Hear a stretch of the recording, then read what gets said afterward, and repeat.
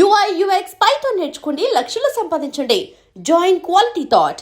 Why Prashanth sir అంటే అప్పుడున్న సమయంలో మీ ట్రావెలింగ్ క్రాంతి కుమార్ గారి దగ్గర నుంచి అయితేనేమి, లేకుంటే ఆర్జీవీతో పనిచేసిన విధానం అయితేనేమి, ఇక్కడెక్కడ కూడా ప్రశాంత్ అనే క్యారెక్టర్ మనకి సంబంధించిన వ్యక్తి కాదు. అంటే ఆయన సినిమాలు ఉన్నా కానీ మీరు ట్రావెల్ చేసిన విధానంలో ఎక్కడా ప్రశాంత్ లేరు.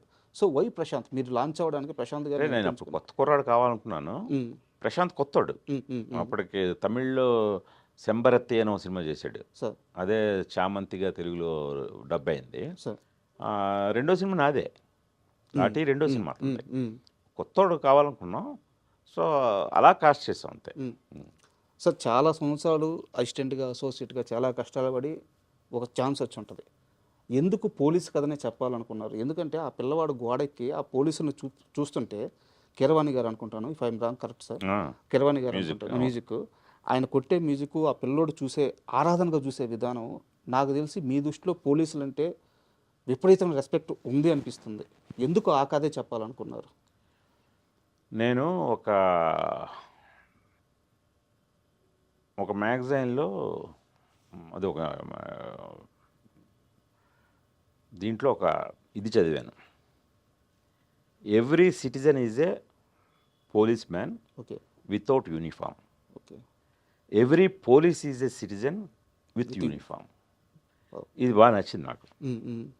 అంటే యూనిఫామ్ లేని ప్రతి పౌరుడు పోలీసే, యూనిఫామ్ ఉన్న ప్రతి పోలీసు ఒక పౌరుడే. అలాంటి ఒక అసోసియేషన్ పోలీస్ అండ్ సిటిజన్ అది. దీని మీద కథ చేస్తే బాగుంటుందని లాఠీ కథ దీని మీద బేస్ చేశానండి. ఓకే, అది అంటే చాలా అంటే ఎక్కువ ప్రేమించారనిపించింది సార్ నాకు నిజంగా. అంటే ఇట్లాంటి ఒక ఇన్స్పిరేషన్ ఏదో బ్యాక్ స్టోరీలో ఉండుంటుంది, అడగాలనిపించింది, అందుకే అడిగాను.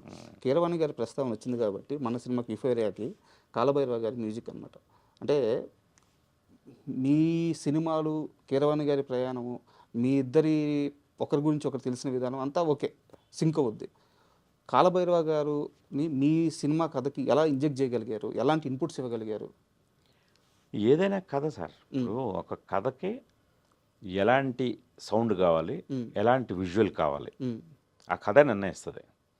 సో ఇప్పుడు యూఫోరియా కథ వెరీ యూత్ఫుల్గా చెప్పాలి, వెరీ ట్రెండీ మ్యూజిక్తో ఉండాలి. సో విజువల్స్ కూడా చాలా స్టన్నింగ్గా, చాలా ఇదిగా ఉండాలి, కొత్తగా ఉండాలి. సో ఆ ప్రాసెస్లో నేను కాలభైరవుని గమనిస్తే తను ఇప్పుడు వస్తున్న వాళ్ళలో స్టాండర్డ్ ఉంటూనే కొత్త సౌండ్ ట్రెండీ మ్యూజిక్ పోగలుగుతున్నాడు. సో అందుకని తన కీరవాణి గారి అబ్బాయిని తీసుకోలేదు, తన మ్యూజిక్ నచ్చే తీసుకున్నాను. సో అలాగే విజువల్ పరంగా కూడా కొత్త కెమెరామెన్ ఇంట్రడ్యూస్ చేశాను. సో రెగ్యులర్ కెమెరాలు కాకుండా నేను ఏదో కొత్తగా చూస్తున్నాను. కొత్తగా చూసేది కొత్తోడైతే ఇంకా బెటర్గా నాకు ఇస్తాడనే ఉద్దేశంతో ప్రవీణ్ కే పోతనని ఈ రత్నవేలు గారు, పిఎస్ వినోద్ గారి దగ్గర పనిచేసిన అతను ఇంట్రడ్యూస్ చేశాను. సో ఒక రకంగా మీ చుట్టూ ఒక యంగ్ టీం ఉండడం ప్లస్ అయిందా? నేను యంగే చెప్తున్నాను, ఊరికి నేను వయసు రీత్యా చెప్పట్లేదు. సార్ నా కెరీర్ ఇప్పుడు మీరు లాఠీ సినిమా ప్రస్తావించారు సార్, 92 సార్, ఇప్పుడు 2026లో ఉన్నాం సార్. ఎన్ని 33 ఇయర్స్ అయినట్టుంది. ఈ 33 ఇయర్స్ స్పాన్లో నేను చేసింది 13 సినిమాలే సార్. ఇది నా 14వ సినిమా సార్. అంటే నన్ను నేను ఇంకా ఎక్స్ప్లోర్ చేసుకునే దశలో ఉన్నాను సార్. నేను చెప్పాలనుకున్న కథలో ఇంకా చెప్పే ప్రాసెస్లో ఉన్నాను సార్. సో అందువల్ల నా థాట్స్ కానీ నా ఆలోచనలు కానీ వెరీ యంగ్గా ఉన్నాయి. సో ముందది తర్వాత ఇంకా నిజంగా ఏజ్ పరంగా, ఇప్పుడు నేను ఎక్స్పీరియన్స్ పరంగా చెప్పాను. ఇప్పుడు ఏజ్ పరంగా చూసుకుంటే ఇప్పుడు నిజంగానే మా ఇద్దరు డాటర్స్ ఉన్నారు. ఒక డాటరు మిలీనియల్ కిడ్, ఇంకో డాటరు జంజీ. సో ఈ 2 ఏజ్ గ్రూప్లు ఉన్నాయి మా ఇంట్లో. సో ఈ పర్టికులర్ ఈ కథ కూడా చాలా సెన్సిటివ్ స్టోరీ అవ్వడం మూలంగా ప్రతి దశలోనూ వాళ్ళతో చర్చించాను. సో అందుకని మీకు ఖచ్చితంగా ఇది మీకు ఒకడెవరో మొన్న సినిమా చూస్తూ ఇది గుణశేఖర్ గారు పాప ఏమైనా డైరెక్ట్ చేసిందా అని అడిగారట. నీలిమ డైరెక్ట్ చేసిందా అని. ఆయన అంటే లేదు అమ్మాయి ప్రొడ్యూసరు, ఏంటి ఇంత కొత్తగా ఉంది, ఇంత డిఫరెంట్గా ఉందని. అది నిజంగా నేను కాంప్లిమెంట్గా ఫీల్ అవుతున్నాను. ఎందుకంటే కథ తీస్తుంది మనల్ని. ఇప్పుడు నేను రుద్రమదేవి తీసుకుంటే హిస్టారికల్, ఆ కాలానికి పీరియడ్కి వెళ్ళిపోయి తీయాలి. ఇప్పుడు ఇది ఈ స్టోరీయే ఇప్పటి జంజీ కిడ్స్ది, దీన్ని ఇలాగే తీయాలి. సో ఆ తీసే ప్రాసెస్లో ఇలాంటి కాంప్లిమెంట్ రావడం ఐఎమ్ వెరీ హ్యాపీ. అది అండ్ మీరు ఒక మాట ఉన్నారు సార్, నేను ఎంగే అని చెప్పేసి, బట్ నేను దానికి ఖచ్చితంగా ఓకే అంటాను. ఎందుకంటే ఇంటర్వ్యూ కోసం వచ్చాను కదా సార్, మీరు ఈ గ్యాప్లో నేను ఇక్కడ ఉన్న మీ బుక్స్ అన్నీ చూశాను సార్. చందమామ కథలు ఉన్నాయి, 1000 పడగలు ఉంది, మార్వెల్ బుక్స్ ఉన్నాయి, ఇక్కడ లేని బుక్ లేదు. మీరు ఇక్కడ చూసేది, ఆఫీస్లో చూసేది 5%. మా ఇంట్లో 95% పెద్ద లైబ్రరీ ఉంటుంది. ఒక రూమ్ అంతా లైబ్రరీ ఉంటుంది నాకు. ఇంత బుక్ రీడింగ్ ఎలా సార్, ఎలా అలవాటు అయింది? ఇప్పుడు మీరు రైటర్ అంటున్నారు కాబట్టి, నేను వైజాగ్లో ఉన్నప్పుడు చదువుకున్నప్పుడు, మీరు ఇప్పుడు కంటెంట్ రైటర్స్ అంటున్నాం కదా. అవును. సో అలాగే నేను ఈ ఫ్యాన్స్ అసోసియేషన్ పాంప్లెట్లు రాసేవాడిని. ఓకే. రాసి అవి చాలా మంచి పేరు వచ్చేది. ప్రతి హీరో ఫ్యాన్స్ అసోసియేషన్ వాళ్ళు నా దగ్గరకు వచ్చి ఆ హీరోని పొగుడుతూ రాయాలన్నమాట. Okay okay. ఆ పొగుడుతూ అందులో బాగా సినిమా ఇప్పించి నాకు చిన్నప్పటి నుంచి దాంతో రాసేవాడిని. ఈ రాత కూడా నాకు ఎలా అలవాటు పడిందంటే, మా ఇంట్లో న్యూస్ పేపర్స్, వీక్లీస్ ఎక్కువ తెప్పిస్తారు చిన్నప్పటి నుంచి. అది నాకు బాగా అడ్వాంటేజ్ అయింది. సో పేపర్లు, అందులో సినిమా మ్యాగజైన్లు కూడా ఉంటాయి, స్వాతి లాంటి ఇవి ఉంటాయి. సో అలా రకరకాల పేపర్లు అక్షరం అబ్బింది. సో ఆ ఇంట్రెస్ట్ తోటి ఇలా రాయడం మొదలెట్టి అందరూ పొగిడేసరికి ఏమో ఇదేదో మనకు సినిమా ఇది ఉందని వచ్చాను చెన్నై వచ్చిన తర్వాత అర్థమైంది, అసలు మనం చదువు అసలైన సాహిత్యం కాదు, ఏవో మామూలు ఊరుకునే నవల్స్, ఇంకా ఎక్కువ ఎండమూరి ఇన్ఫ్లుయెన్స్ ఉండేది అప్పట్లో కుర్రాళ్ళ మీద. ఆ నవల్స్ చదవటం, అవి మాత్రమే కాదు చదవాల్సినవి చాలా ఉంది అనేది నేను వచ్చిన తర్వాత నేను చేసిన మంచి పని ఏంటంటే, ఒక కాశీ విశ్వనాథ్ గారు అనే ఒక రైటర్ ఉండేవారు, విజయబాబు గారి సినిమాలు రాసేవారు. ఆయన దగ్గర అసిస్టెంట్గా జాయిన్ అయ్యాను. ఓకే. అంటే డైరెక్టర్ అవడం కోసం, అసిస్టెంట్ డైరెక్టర్ అవడం కోసం అసిస్టెంట్ రైటర్గా ఆయన దగ్గర జాయిన్ అయ్యాను. నేను ఆయన పనిచేసే సినిమాల డైరెక్టర్ల దగ్గర పనిచేద్దామని. సో అలాగ ఒక 1 year పాటు ఆయన దగ్గర చేశాను. ఆ తర్వాత డివి నరసరాజు గారి దగ్గర వర్క్ చేశాను. అది ఇంకా నాకు తిరుగులేని ఒక స్క్రీన్ ప్లే అంటే ఏంటి, అసలు ఎలా రాయాలి, రైటింగ్ ఎబిలిటీస్ అన్నీ ఆయన దగ్గర బాగా నేర్చుకున్నాను.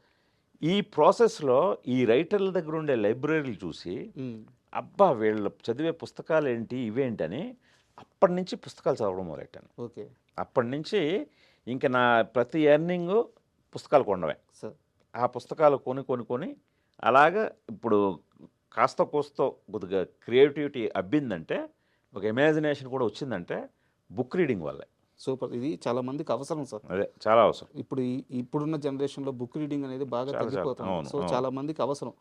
బుక్ రీడింగ్ కరెక్ట్గా ఉంటే లైఫ్లో ఎక్కడొక్కడ ఉపయోగపడుతుందని తెలుసుకోవడం అవసరం. అండ్ అంటే నేను ఇందాక ఇంట్రడక్షన్లోనే చెప్పాను సార్, ఒక కథకుడు తనకు అవసరమైన కథ చెప్పుకోవడం వేరు, సమాజానికి అవసరమైన కథ చెప్పడం వేరు. మీ సినిమాలో మీరు చెప్పిన ప్రతి కథ రియల్ లైఫ్లో ఏదో ఒక టైంలో జరుగుతూ దాన్ని ప్రతిబింబిస్తూనే ఉంది. ఇప్పుడు ఉదాహరణకి నేను రీసెంట్గా జరిగిన ఒక ఇన్సిడెంట్ చెప్తాను, మీకు దాని మీద మాట్లాడాలనిపిస్తే మాట్లాడండి, ఏదో స్కిప్ చేసేసేయండి. ఒక హస్బెండ్ వైఫ్ ఏదో కొంతమందిని ట్రాప్ చేశాడని చెప్పేసి 100 members ట్రాప్ చేసిన ఏదో జరుగుతూ ఉంది. మనం కాస్త వెనక్కిలో చూసుకుంటే మీ సొగసు చూడతారమా పాయింట్ అదే.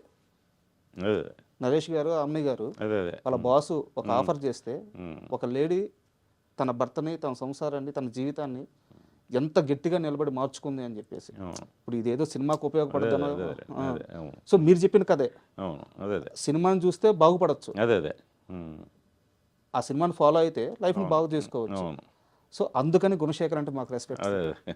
నాకు ఆ ఇన్సిడెంట్ చూడంగానే, అంటే మీ ఇంటర్వ్యూ ఎంత ప్లాన్ లేకుండా ఇది కొన్ని రోజులు ముందు జరిగింది సార్. ఆ ఇన్సిడెంట్ చూడంగానే మనకి సొగసు చూడతాం ఇదే కదా నేర్పించింది, ఎలాంటి సందర్భంలో ఎలా ఉండాలని చెప్పేసి. So really great sir. And నాకు ఇంకో డౌట్ సార్, రిస్క్ చేయడం వేరు, భారీ రిస్క్లు చేయడం వేరు. సొగసు చూడతామా అంటే నాకు తెలియదు సార్, వేరే వాళ్ళు చెప్పడం అంత వయసు లేదు, గుడ్ మూవీ అని చెప్పారు. సో రామాయణం అయితే నేను థియేటర్లో చూశాను, మీ రామాయణ బాలరామాయణం. బట్ ఎందుకు బాలరామాయణం అంటే 3వ సినిమాకి మళ్ళీ రిస్క్ చేశారు? ఇప్పుడు మీకు రిస్క్ అనిపించిందా? రామాయణం తర్వాత ఏం సినిమా చేశాను నేను? రామాయణం తర్వాత చూడాలని ఉంది, చేశారు. అదే అదే అంటే ఎన్ని మెట్లు ఎక్కాను? అవును. ఒకేసారి 10 మెట్లు ఎక్కాను. సో మీ దృష్టిలో అది రిస్క్ కాదు. అస్సలు కాదు. నేను రామాయణం లాంటిది తీసి ఒక పెద్ద జాక్పాట్ కొట్టగలను అనే నమ్మకంతో రామాయణం తీశాను. అది ప్రూవ్ చేశాను కాబట్టి ఒకేసారి 10 మెట్లు ఎక్కి చూడాలని ఉంది. చిరంజీవి గారు తీయగలిగారు. 10 సార్ అన్ని మెట్లు ఎక్కేసారు. అదే చెప్తున్నాను. సో అది ఏమాత్రం రిస్క్ కదండి. అదే చెప్తున్నాను కదా. And don't forget to subscribe to iDream. And for more videos, Please subscribe to iDream. Please subscribe to iDream. Please subscribe iDream. And please subscribe to iDream. For more videos, subscribe to iDream. please like, share, and subscribe to the channel. Congratulations, iDream. Subscribe to iDream. Subscribe to iDream. So subscribe to iDream Media. iDream ki iDream team andarki huge congratulations. Please subscribe iDream Media. Please subscribe to iDream. Subscribe iDream. Please subscribe to iDream. iDream అంటే నా కళల channel subscribe చేసుకున్న నోరు తిరుగుతలేదు. మీరైతే గంట గుర్తు కొట్టండి. For more such videos, please subscribe to iDream. Subscribe to iDream. Please subscribe to iDream. Please subscribe iDream Media. Please do subscribe to iDream. Please subscribe to iDream Media. For best entertainment and information, please subscribe iDream.